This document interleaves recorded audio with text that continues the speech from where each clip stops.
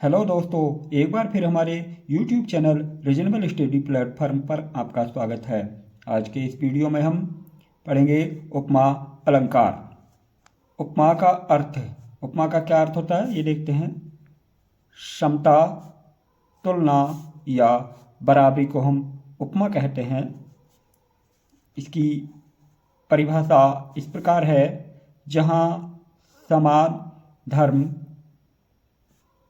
स्वभाव, शोभा, गुण आदि के आधार पर एक वस्तु की तुलना दूसरी वस्तु से की जाती है, वहाँ उपमा अलंकार होता है।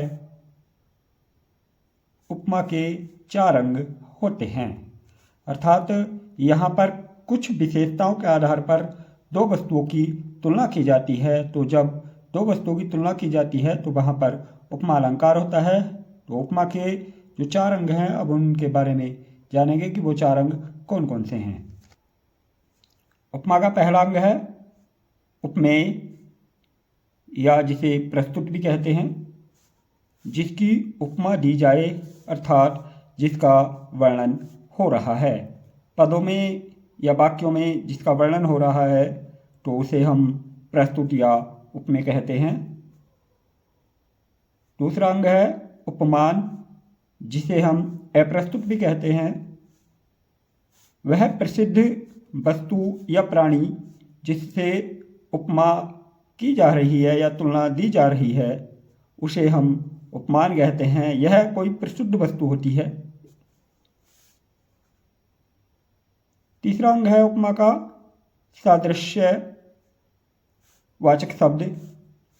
उपमेय या उपमान की समानता को बताने वाले जो शब्द हैं उन्हें सादृश्य वाचक शब्द कहते हैं। जैसे सा, सी, से, ऐसा, ऐसी, जैसा,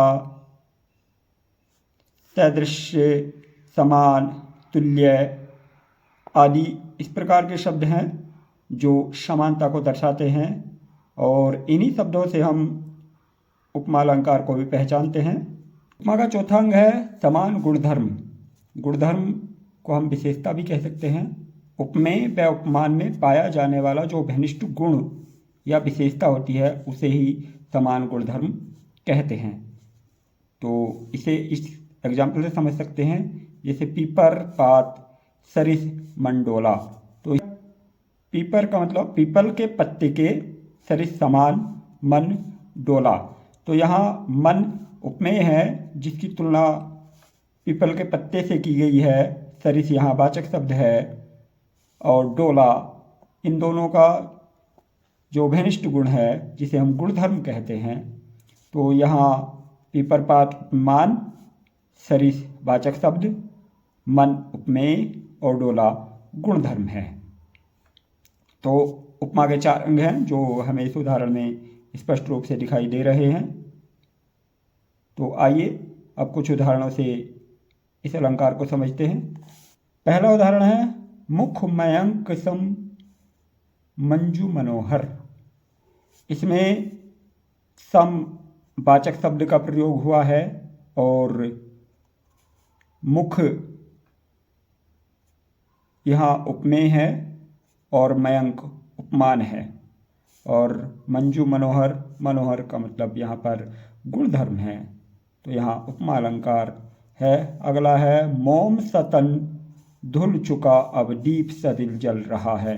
तो इन्हें पहचानने के लिए हम जो वाचक शब्द हैं उनके प्रयोग से भी पहचान सकते हैं। जैसे यहाँ मोम सतन धुल चुका है तो इसमें सा का प्रयोग हुआ है। अब दीप सदिल, तो यहाँ भी सा का प्रयोग हुआ है, तो इसलिए यहाँ पर उपमा अलंकार है। अगला है उदाहरण है हमारा पहेली सा जीवन है व्यस्त। तो यहाँ पहेली सा वाचक शब्द का प्रयोग हुआ है, और जीवन उपमेय है, पहेली उपमान है, और व्यस्त इसमें गुणधर्म है। अगला है मुख बाल रवि सम लाल होकर ज्वाल सा बोधित हुआ। तो यहाँ सम समान है, और ज्वाल सा भी यहाँ सा लगा हुआ है, तो इसमें यहाँ उपमा अलंकार होगा क्योंकि समवाचक शब्द का प्रयोग हुआ है।